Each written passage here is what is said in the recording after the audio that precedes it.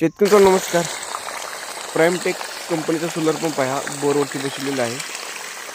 5 HP solar pump आहे. 230 मीटरवरती 230 फुटावरती आपण solar pump सोडलेला आहे. प्राईमटेक कंपनीचा सोलर येतो. त्याची कंट्रोल हा प्राईमटेक कंपनीचा आहे. मोटर देखील प्राईमटेक कंपनीची आहे. अशा प्रकारे स्ट्रक्चर आहे याचं. तुम्ही कंट्रोलर पाहू शकता. 5 HPचा हा प्राईमटेकचं कंट्रोलर आहे.